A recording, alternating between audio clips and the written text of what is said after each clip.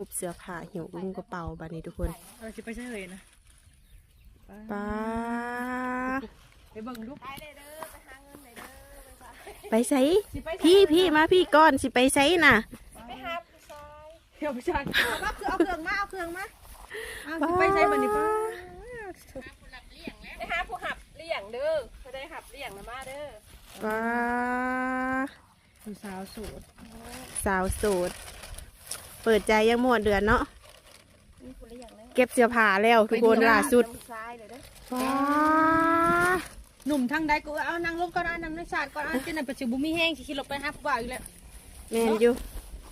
ป้าสบายดีเด้อสบายดีเนาะไปหาคนเลี้ยงก่อนเป็นจังไดนั่นน่ะแบบว่าสิไปหาหนุ่มทางใดอันนั้นน่ะลองอธิบายมาอยู่ไปเบิ่งเรื่อยๆนี่แหละตกลงมานี่เอื้อยเก็บเสื้อผ้าสิไปใส่ไปอุดรมีนมอยู่แถวนั้นบ่กับไปเบิ่งนี่แหละจากซิมีบ่มีกับไปหาเห็ดเวียกน้ำไปเห็ดเวียกน้ำเลยจุดประสงค์คือไปเห็ดเวียกเนาะจุดประสงค์ไปเห็ดเวียกไปหาเงินคิดว่าไปหาคนของใจยังบ่มีบ่โดยว่าเอาจนน่าจะได้ผู้ใดแอบหมักแห้งแล้วเนาะแต่คือยังบ่ได้มีแฟนแต่ว่าคือสิไปเห็ดเวียกมันบ่เอ้ยไปหาเงินก่อนคิดว่าได้คนหับเลี้ยงเลยคนของใจแต่บ่วะยังหาอยู่บ่ยังหาอยู่ทุกครูงามปานนี้ยังบ่มีอยู่เนาะทุกคนเลยตรงนี้กระเป๋า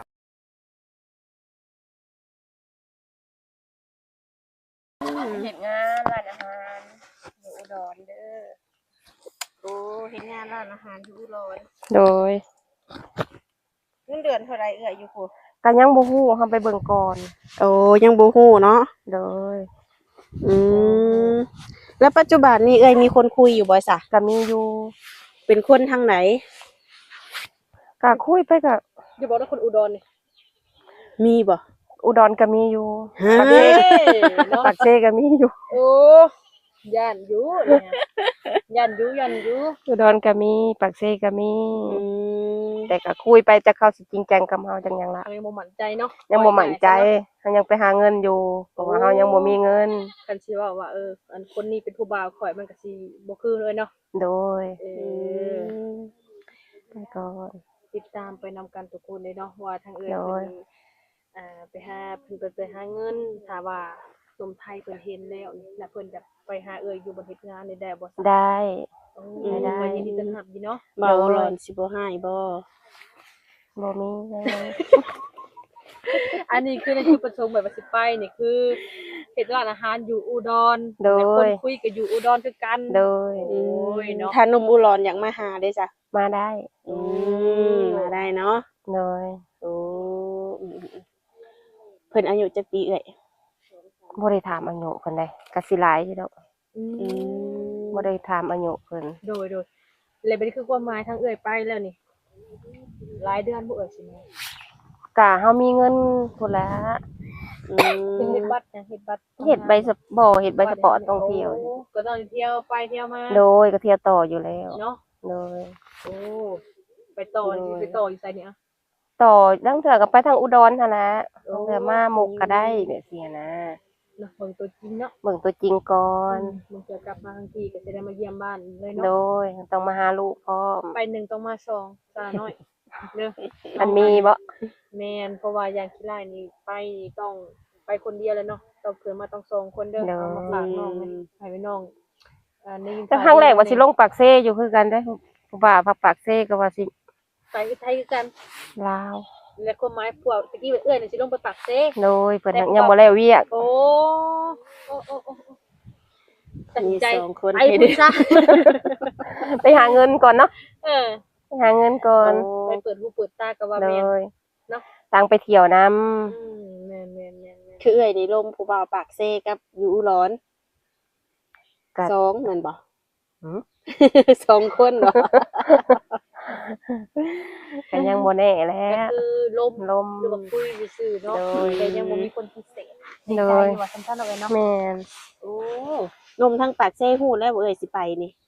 ก็บอกเพิ่นแล้ว บอกแล้วเนาะ โดย เพิ่นก็บ่ได้ห้ามบ่ เพิ่นก็ห้ามอยู่ก็บอกว่าสิไปหาพ่อลุงพร้อม อืม พ่อลุงเพิ่นก็บ่สำบายหั่นนี่เลยสิไปหาเพิ่นนํ อืม ก็เลยต่างหางานทำพร้อม อย่ามาโทรหาตกใจอ้าวไปจุ่มใส่มาขึ้นรถเนาะบ่ให้ทางเอื้อยนี่ เลย ถามมื้อนี้เลยวะ ก็สิขามมานี่ล่ะ โอ้ใครไปส่งมื้อนี้อะ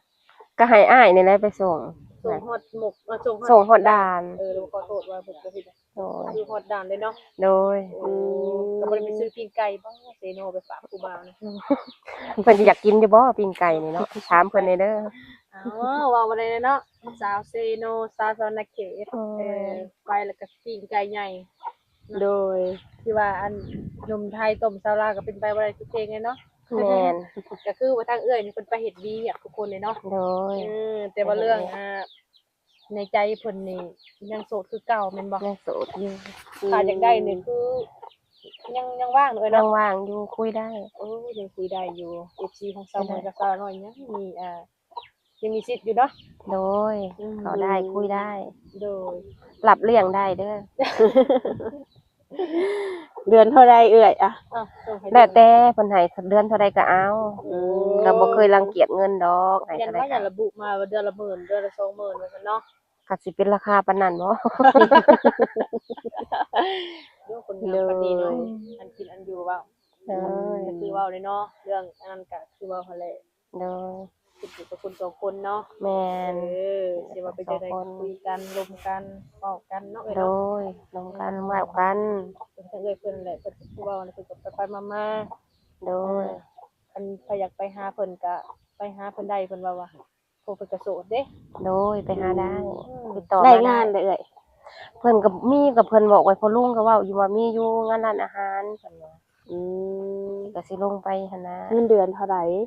แต่เพิ่นก็ว่าให้ลงไปเบิ่งก่อนว่าเงินเดือนเท่าใด โด ก็ยังบ่ฮู้ยังเว่าบ่ได้ โด เราก็ยังบ่ได้เห็นหน้างานนั่นเด้ อืมอืม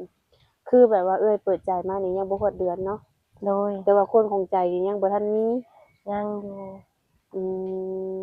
แล้วคนแต่ละคนที่ว่าทักเขามานี่ยังบ่ถูกใจบ่ แบบว่าเพิ่นก็มีแต่เว้าไปซื่อๆหั่นล่ะ อืม เว้าไปแล้วก็หายพากันหายไปเลยเว้าอะไรก็หายไปเลยจังซี่นะ โดย คือยังบ่มีแบบผู้ที่แบบสิจริงใจ โดย ปักหลักปักฐานกับเฮาเนาะ โดย แต่ว่าทางเอื้อยก็พร้อมสร้างครอบครัวคักแน่บ่ พร้อมหมดแล้วพร้อมตลอดเลย พร้อมตั้งแต่เปิดใจมื้อวันแรกแล้ว โดย จนมาถึงปัจจุบันนี้ โดย ยังพร้อมคือเก่า ยังพร้อมคือเก่า ทางทีมงานเราเห็นเอื้อยหิวกระเป๋าก็ตกใจเนาะ คิดว่าเอื้อยได้ครูได้คิงแล้วบ่เก็บเสื้อผ้า โดบอกก็ตกใจเนาะเว้ยเพิ่นอยู่กระเป๋าปกตินี่บ่เห็นมาหาเพิ่นเลยเนาะ โดย ทางเฮาก็มาถ่ายทำทางพี่ก็หลายมื้อ มื้อนี้ถ้าว่าบ่มาหาผู้สาวโสดคือสิบ่ฮู้ แม่น ว่าเอื้อยสิไปไทยเนาะ แม่น ว่า ว่าสิไปแต่เช้าแล้วพอดีหมู่ก็มาเปิดใจก็เลยรอให้หมู่เล่นน้ำหมู่ก่อนเฮาขามตอนใดก็ได้ เพราะว่าเฮาไปในอุดรนี้ บ่ใกล้ๆนี่เนาะ โดย ขี่รถประมาณจักชั่วโมงเอ้ย ประมาณ 3-4 ชั่วโมงนี่มั้งแต่สินั่งรถตู้ไปค่ะ นั่งรถตู้ไป โดยบ่ได้นั่งรถทัวร์แล้ว โอ้ บ่ได้โทรหาบ่าวอุดรเนาะบ่ได้รัดเอาเลย บ่ได้โทรให้เพิ่นมารับเอาบ่ บอกเพิ่นเด้อเพิ่นบ่มาเพิ่นว่ายามตะเวียก อ๋อ เอ้ยเนาะ เพิ่นเป็นธุระบ่เป็นยังมื้อนี้บ่ ปะเวียกในเด้อสัก2-3 ชั่วโมงเนาะ มาหาผู้สาวนี่เด้อติ มารับเอาเอื้อยเพิ่นแน่เดี๋ยวสิ โดย ลงทางไปได้เนาะ โดย ลงทางไปหาบ่ โดยเป็นได้เสยเอ่ยคุยกับหนุ่มอุรอนนี่นะ ก็คุยอยู่คุมื้ออยู่ นิสัยใจคอเพิ่นก็ดีอยู่บ่ เพิ่นก็นิสัยดีอยู่เพิ่นว่าเพิ่นเป็นผู้ใหญ่แล้วเด้ โอ้ เพิ่นมีอายุแล้วเพิ่นนิสัยเพิ่นก็ดีอยู่ ถ้าว่าเพิ่นนี่มักฮักเอื้อยอยากได้เอื้อยเป็นลูกเป็นเมียนี่เอาได้บ่ ได้ โอ้เอาได้เนาะ เอาได้ เห็นหน้าเห็นตาเพิ่นแล้ว เห็นแล้วคุยแล้ว ก็คือว่าผ่านเลยเนาะ โดยก็ว่าผ่านอยู่ โดย บ่ได้มีขอติบ่หนุ่มคนนี้ค่ะ ขอติบ่ขอติก็มีนั่นแหละบ่ให้เงินใช้นั่นแหละ โอ้ย ปฏิบัติเนาะ ปกติก็มีขอเดียวนี่ละ ขอเดียว ให้เงิน นี่ ใส่ บ่ นี่ละต้องการเงินใส่นี่ละ คุยกันว่าติ แม่นคุยกัน บ่ได้กินเนาะ เนาะ พอแห้งนี่เนาะว้า บัตรเติมเงินนำเด้อแก เป็นใจดำใช่เนาะ แม่น โดยตั้งแต่ว่าคุยกับเพิ่นมานี่น่ะ เพิ่นก็เคยส่งยืนเอื้อยอยู่บ่ ก็มีอยู่ อื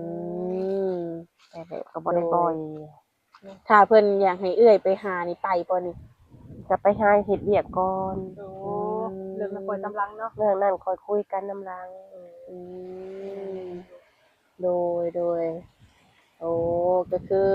เจตนาที่ว่าลงไปนี่ไปเฮ็ดเวียก โดย บ่ได้ไปหาสู่หาแฟน บ่ไปเฮ็ดเวียก เอาเผื่อว่า FC เพิ่นหลายคนบางทีเพิ่นเข้าใจผิดเนาะ โดย ทุกคนยังมีสิทธิ์จีบเอื้อยอยู่ ได้จีบได้ อืช่องทางติดต่อยังคือเก่า ยัง เนาะ คือเก่า อืมเพื่ออีก2 เดือนเพิ่นเลยเอื้อยจังสิมาบัด โด นี้เนาะ ย2 เดือนพุ่นแล้วมาต่อบัตรน่ะ อืม ขามไปขามมาต่อบัตรนี่แหละยังบ่มีใบทำแรงใบเฮาเฮ็ดเวียกอันนี้ อืม ใบแรงงานทำงานน่ะ โด ยังมีแต่ใบสปอร์ตทำงานซื่อๆใบสปอร์ตท่องเที่ยวซื่อ โดยก็มีแต่ว่าจังไดก็ให้เอื้อยเดินทางปลอดภัย ๆ เนาะ โดย